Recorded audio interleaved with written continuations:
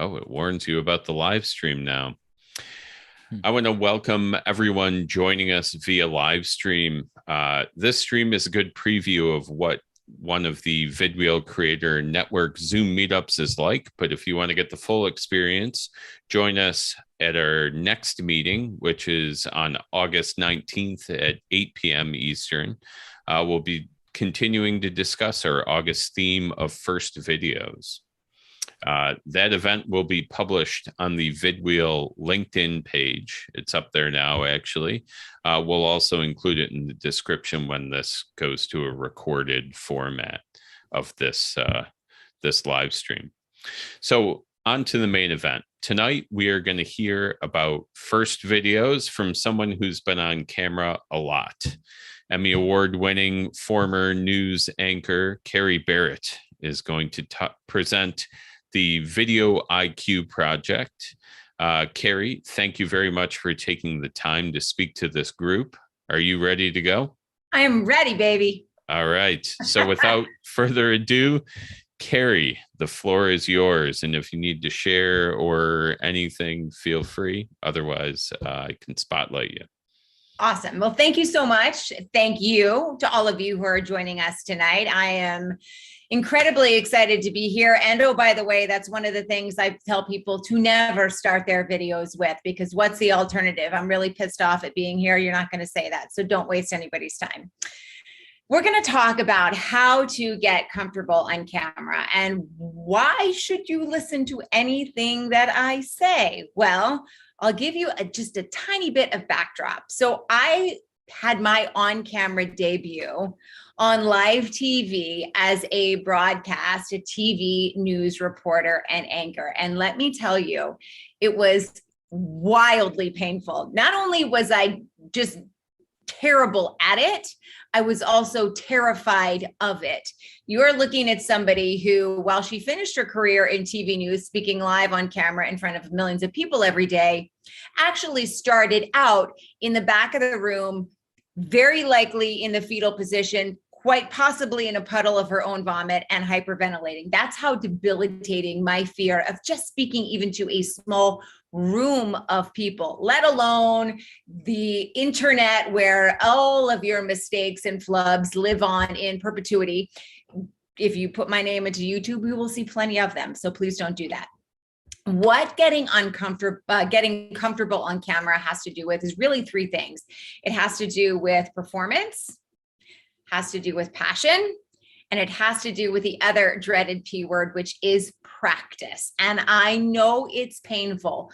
20 years on camera, I still cannot stand listening to myself. I cannot stand looking at myself. But I have also realized that if it were not for video, my business, which I launched just shortly before the pandemic, would not be anywhere close to the level of success that I am right now. Video is, and that's, you guys know this, that's why you're here. It is the ultimate in one-to-many conversation, one-to-many networking, one-to-many communication. It's like speaking from the stage, but it's on steroids because it's 24/7. It is 365. However, it's not all about just doing a data dump and, you know, rolling out a list of facts or statistics or credentials. And the reason is that generally speaking, unfortunately, that stuff's like not all that exciting, right? There are certainly times and places for informational videos. I do them myself, but for the most part, when you're looking to strike up a conversation, you're looking to tap into some sort of emotion that's going to make people want to reach out to you, follow you, make your videos appointment viewing so that you are top of mind. You have established yourself as the expert in your industry. And when they need whatever it is that you're offering, they'll come to you because you're the person they think of. So performance really comes down to a couple of things, right?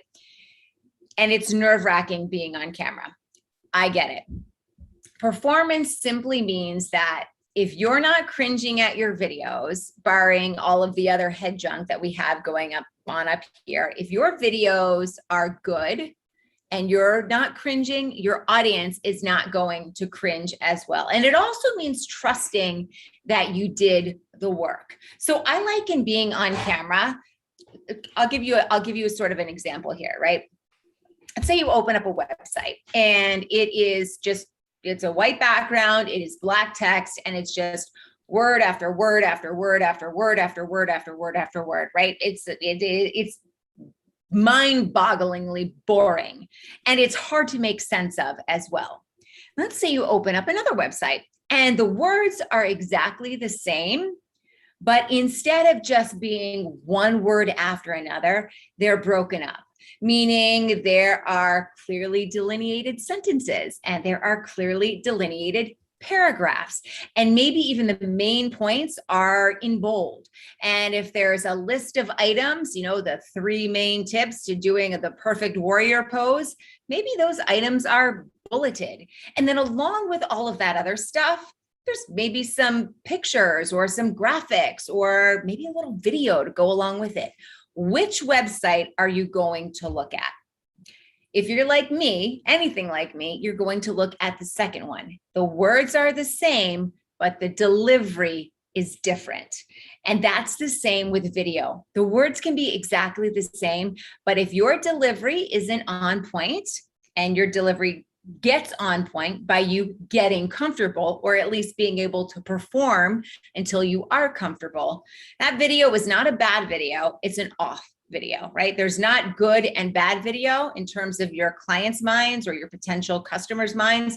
There's good video and there's off video. There's way too much good stuff out there that nobody's going to sit and listen to something that is boring, uncompelling, or even worse, you appear unfriendly. So the 2 things to get started with your performance are hands down the easiest ways to build rapport with your audience and give yourself a connection. They're very easily forgotten on camera. Number 1 is the smile. Start your video with a smile, right? It's the same thing that you would do if you were going to meet somebody in person. It's incredibly natural. Yet we get in front of a camera and we entirely forget all of the norms of common conversation and networking and how we establish rapport with people in person. It's all the same stuff on camera. It's just amplified. So figure out how to start your video with a smile. Really doesn't matter almost what you're talking about. If you're talking about something incredibly dire, it's a very serious topic, a smile might not be the best way to start. Generally speaking, though, especially if you're doing a live stream or you're doing content creation for social, a smile is always a great way to start. Your audience will automatically be engaged. The second thing that is so incredibly important that many of us forget is eye contact. And I understand it is very easy to get in your head and sort of, I'm talking into a red dot or a green dot or a black hole, and there's nobody there. I mean, there's somebody there, but there's not really anybody there. And our brain can spiral out of control.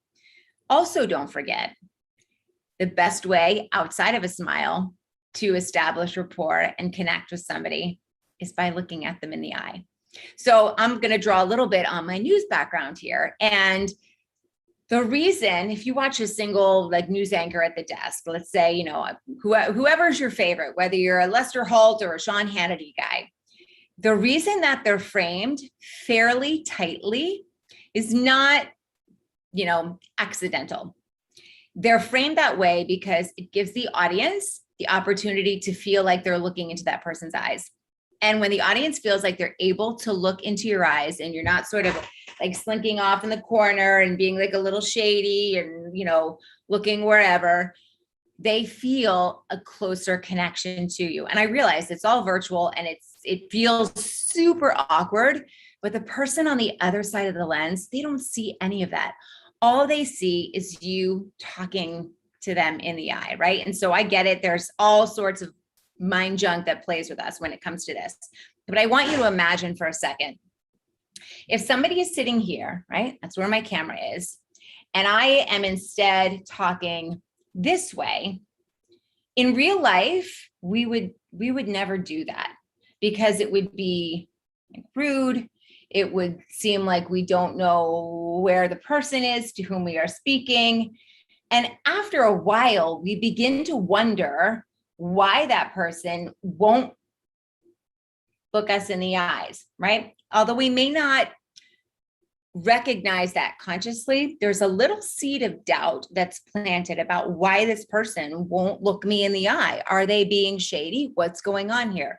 So recognize that at the outset, those two things are two of your greatest advocates in developing confidence and personality and connecting, which is ultimately the goal, with the person on the other side of the lens. The other thing that comes down to performance is energy. And I realize you have to calibrate that for your audience. If you are doing hair and makeup for, a celebrity, your video content is going to be quite different than if you are advising families who have lost a loved one about how to, plan an estate, or how to, conduct a funeral during COVID. And I don't mean to be morbid, but I'm using two extreme examples to show you that you do have to calibrate your delivery with your audience. That said, the camera eats energy for lunch. It gobbles it up. It is never satiated. And no matter how much you give it, it always wants more.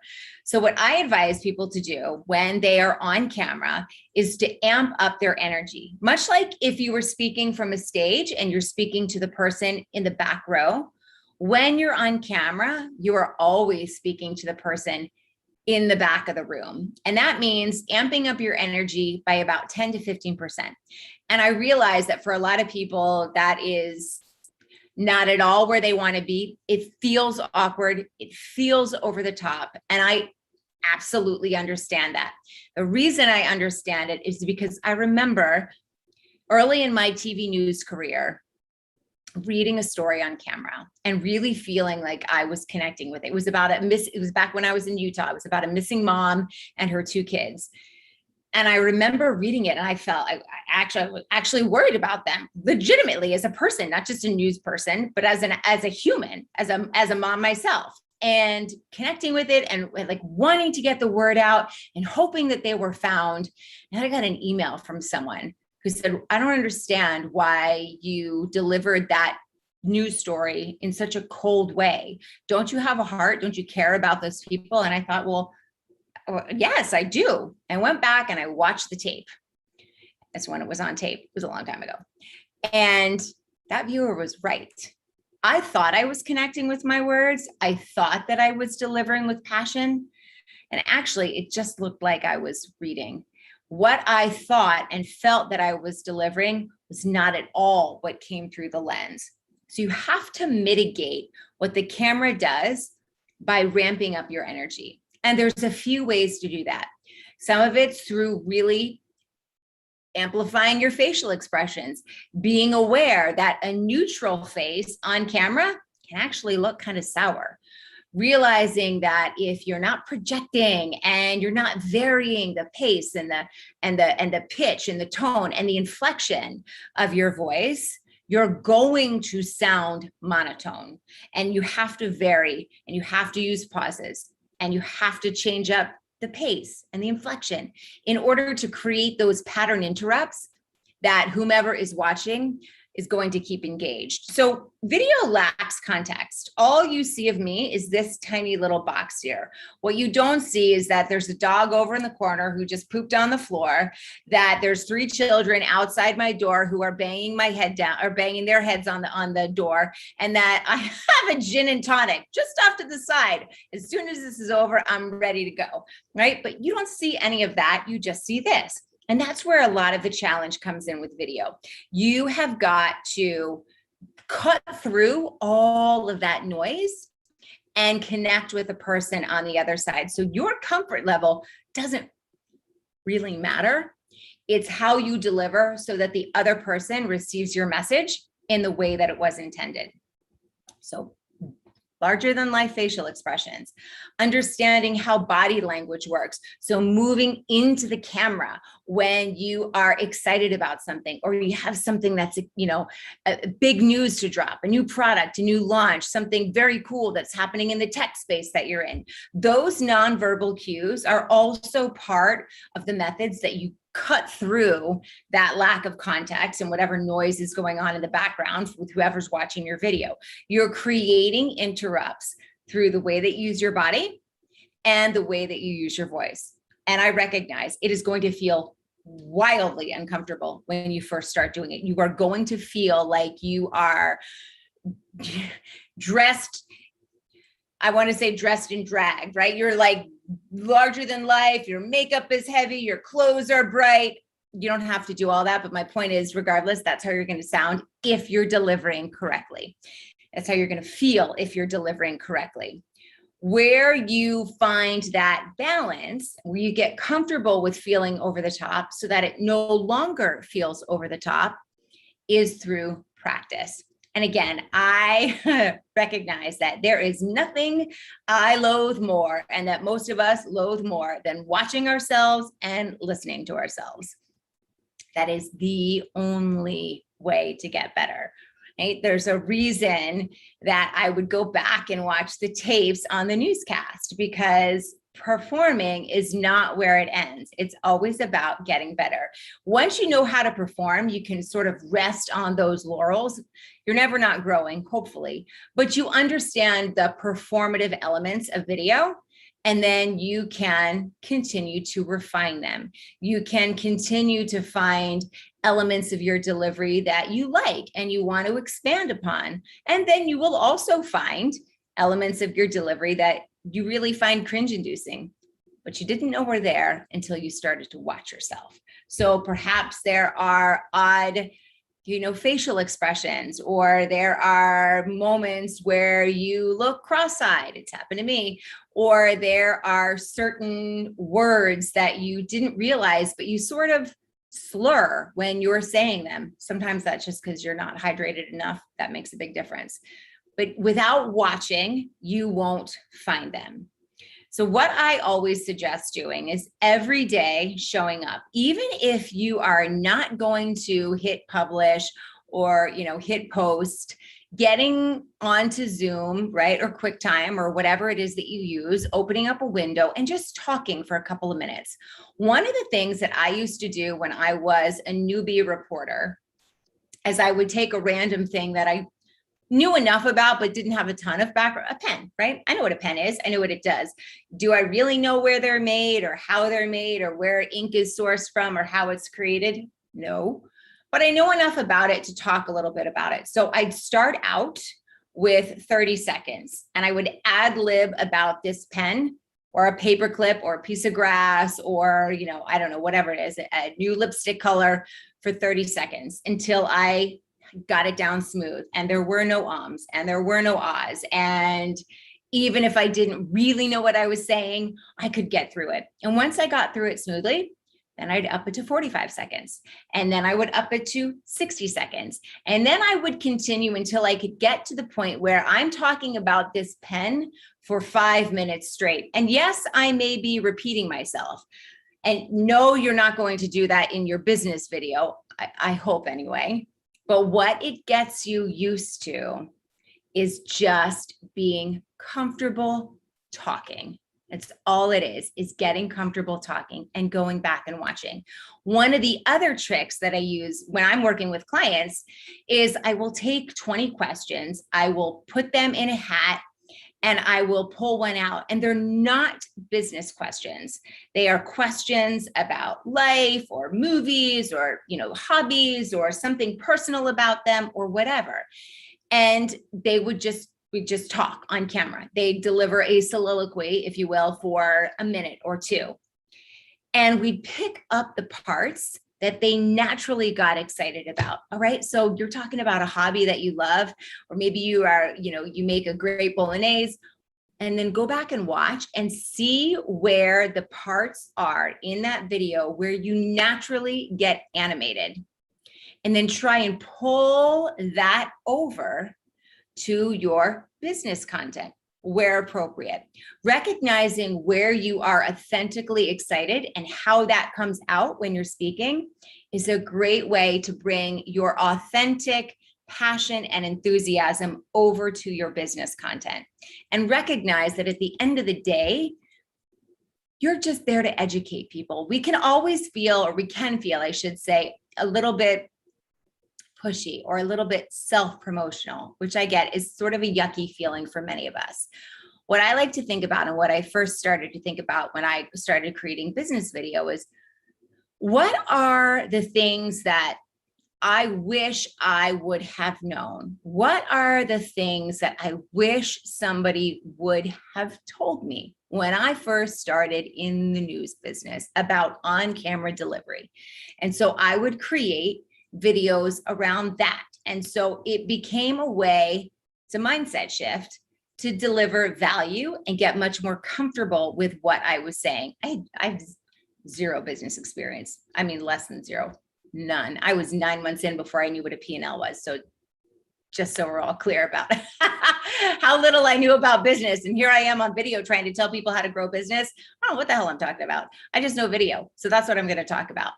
The other thing that comes along with understanding where your passions and your natural sort of enthusiasm lies is find people that you like on video, whether it is a TV host or it is another, business owner or entrepreneur, whether they're, a huge name like, a Gary V or a Tony Robbins, or there's somebody that, is not in that space, but is in your network and you like their videos, or you like what you see them doing on LinkedIn. Study them. I don't want you to copy them, right? Because that's not being true to yourself, but look at the parts of their video and really think about what it is that you're connecting to. What do you like? What do you find yourself drawn to? And then figure out how you can incorporate those elements into your performance. You're taking stuff that you know works, and you're moving it into your own zone. You're making it yours. You're drawing inspiration, right? There's other people that are doing it, so you don't have to worry about flubbing or making a big mistake. You're taking elements of that delivery and you're making it authentically yours. When you are practicing, and I'll wrap up here in a little bit and we can please ask a million questions. Showing up every day is wildly important. I mentioned opening up a Zoom room and just talking for a couple of minutes every day. There are 2 apps on your phone that I highly suggest downloading and using to help you get comfortable with small, bite-sized videos. One of them, and you may have heard of them, Polo, and the other one is House Party. And I realize they don't sound like business apps, and neither of them started as business communication apps, but through the course of the pandemic, they have evolved to become so, or at least partly. And they allow you to create small videos, 15 seconds, 30 seconds, 45 seconds, and send them directly to, a colleague or a family member or a friend. It's a great way to begin to get comfortable with speaking very casually on video. So it's not a phone call, it's not a LinkedIn video, it's not a thought leadership piece or an email newsletter video. It's just a simple conversation between you and your spouse, or you and your friend, or you and your work bestie, or whatever. It gets you comfortable with speaking on camera. And I know that I've harped on the value of practice quite a bit during this session, but truly, truly, truly, when it comes down to it, that is the best way to get comfortable on camera. One final note before I wrap it up and open the floor to questions. The people make mistakes with this, especially as they contemplate live video, which is having a moment. And if you haven't jumped on that bandwagon, I suggest that you do. It's a great way to not only create content, but to also have an immediate feedback loop with people in your industry and your potential clients as well. When you practice for something like that, practice through the errors. Don't practice for perfection. You will never, ever, ever get there. 2 decades on TV, I've never had a perfect show. I don't even know if I've had a perfect read. What you're doing by practicing through the errors is you are preparing yourself and you're growing those muscles for when the errors happen in real life. The biggest mistake I see people make when they're practicing is when they mess up, They go back and they start all over again. That's great, but you want to practice and get it as right as you can.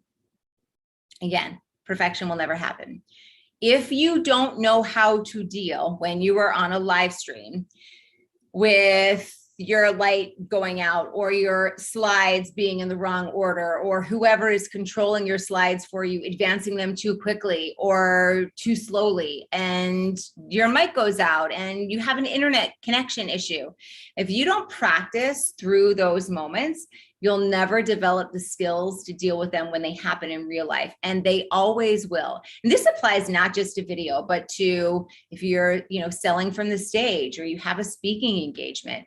If you don't practice through the errors, you'll never develop the tools that you can use to overcome them when they do inevitably happen in real life. The change happens when you practice through those errors. So with that said, I have been wordy enough. I will shut up and let you ask a question if you have any. Excellent. So I'm just gonna remove the spotlight here so we can all be seen on the live stream. And if anybody has a question for Kerry, we'll just do the old hand raise, and I'll call on you. And if not, I always put a couple in the hopper myself. So anyone? All right, I don't see any hands up. That means it's up to me. Uh-oh. All right. I so first I wanted to comment on I'm gonna probably have to steal that phrase that the camera eats energy. Mm-hmm. And that's not just for cameras, but just audio and stuff in general. I feel like, right? Like podcasts and everything. All the right. Story I think of when I'm thinking about how valid that is that I did a VO for a company that's based here in Buffalo that ACV Auctions, most of the folks here know, that was like their first kind of demo video. And I ended up VOing it because we produced the video, and just that's kind of how it worked out. But in the recording studio, over and over, it was just like, all right, now do it with more energy and more. And I just felt like it was ridiculous. But when you listen back to it, it doesn't sound over the top at all, right? Like you can really go at it with that, and you're not going to end up being over animated. So I think that's an incredible tip for everybody. If I can jump on with a quick analogy to that, and we're probably all familiar with taking a headshot, right? And it's like, well, they all just look like they're sitting there and smiling. But meanwhile, with the photographer is like, lean this way and then turn that way and then tilt your head this way and then smile, but make your smile natural and then move your arm this way. And you're like, I'm going to look like I'm doing some sort of yoga pose by the time this thing comes out. And then you look at the photo and it looks completely natural. It's the exact same concept. Yeah, that's an excellent analogy on that for sure. Does that knock anything loose for anybody? Does anybody want to ask another question? Okay. All right. Well, let me look at my notes and I'll come up with something else here. And I did want to mention too, I started in the back room. Not that I'm, ever made it in front of as many people as you did, but my background's in motion graphics and animation work. And yeah, for the first 5 years of my career, I didn't see the sun, kind of thing, So you were in like that dark cave that they put all the tech guys in. right, back in the cave. Yeah. So that's interesting. And then, well, I guess I'm only validating. I'm not asking any questions. So let's move on to Sean. I just can you talk about interviewing tips, things like when you're interviewing people, how to I don't know, politely interrupt, things like that. Like how do you? Of course. Yeah. Are you doing podcasts and stuff? Is that sort of what that question is surrounded? Yep, absolutely. I'm so glad you asked that question. There's a couple of things I always like to, when I am conducting an interview, and I'll speak not necessarily news as much, although that's certainly where my background comes from and where my, expertise was crafted. But in this sort of world that we're in, as I'm in now as a business owner, like many of you entrepreneurs, and not only being a host of a podcast, but also being a guest. And so what I like to do people ask for the questions all the time. And unless someone is incredibly media savvy, I never give them. And the reason for that is if people are not media savvy, they tend to have the notion that they should rehearse all of their answers. And when somebody rehearses their answers, it sounds canned usually, or inauthentic. And so speaking off the cuff, drawing from your expertise, trusting that you've done the work, usually gets a much better response. How I start my interviews is I usually go through their social media. So I'll go through their LinkedIn, I'll go through their Instagram, I'll go through whatever it is that they have out there, and I'll find something interesting about them, something that's completely light, something that is entirely non-controversial, something that we may be able to have a little bit of fun with. And I'll open the interview with that. It sort of takes them, from being on their heels to being relaxed. It creates a conversational tone, and it usually makes the interview go much more smoothly. So if I'm interviewing somebody on BizDev, but I happen to see that they went to Aspen for a ski vacation, I will, start the interview by saying, I'm so glad you're here. You just flew in from Aspen. How was that? I've always wanted to go there. Tell me about your vacation, right? Something that's just easy to talk about and can create a little bit of fun. Before I start the interview, before I even get to that point, I set some boundaries. I sort of set the tone. And I usually do that by saying something along these lines. I have our interview planned out. I know what I want to talk about. I know what you want to talk about. If I sense that we are getting off track, or you are going down a line of thought that's not necessarily applicable to this audience, don't be offended. I'm going to jump in. It'll sound like I'm cutting you off, but I want you to be prepared, and I'm going to bring you back to where we need to be. And I'm not doing that to be a jerk. I'm doing that because I want you to have the best opportunity to shine and be your best self and put your business and your personal brand in the best possible light. So you've sort of prepped them. You let them know that you're not doing that to be a jerk. You're doing that because you want to give them a great opportunity to talk about their expertise and their brand. And so they're ready for it. And they're listening for that potential moment where you may jump in and sort of redirect them in a gentle way. Does that answer your question? Absolutely. Thank you. You're very welcome. That's excellent advice. Excellent. One other thing. Can I say one other thing about the interview question? So, I like to go into an interview. I mean, I know what their area of expertise is, and I always have an opening question that this is what I'm going to ask, and it's based on whatever, research I've done on them. I usually ask, I usually have a wrap-up question. So like, for example, on my podcast, the wrap-up question, it's a marketing podcast, but the wrap-up question is, what's the weirdest thing that's ever happened to you? And it gives my guests the opportunity to share a little part of their person rather than business. And it allows the audience to connect with them on a personal level. And I have gotten all sorts of crazy answers. I had a former MTV host on my podcast, and we were talking about PR, which is what she does now. And her weirdest story was back when she was sort of a struggling on-air talent. She had just begun, and money was tight and bills were high. She had this weirdo viewer who would email her and ask her for her sweaty socks after she ran in them. So the weirdest thing that ever happened to her was she would sell this viewer her sweaty socks for $750 a pair. And when money was tight, she'd email him and say, like, I have some more sweaty socks. Do you want any? So it gives the audience a chance to get to know who she is. But outside of those two questions, and maybe one or two in the middle, I don't structure anything else. And the reason I don't structure anything else is because if I have a list of questions in front of me, I am, even with 2 decades of interview experience, I am so much more likely to be tied to that list rather than listening to what the person is saying. And so, for example, I could ask a question and,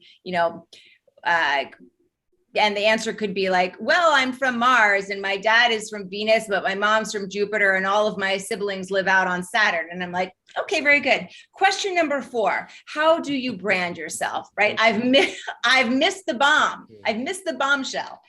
And so not having a set list of questions in front of me makes the interview much more spontaneous, much more personal, and it makes sure that I don't miss any outrageous detail that maybe I wasn't aware of and I'm not paying attention because I'm looking at the next question. That's all I wanted to add.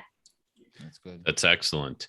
And we are coming right up on that 9 o'clock hour. So I think what I'm going to do now is go ahead and say thank you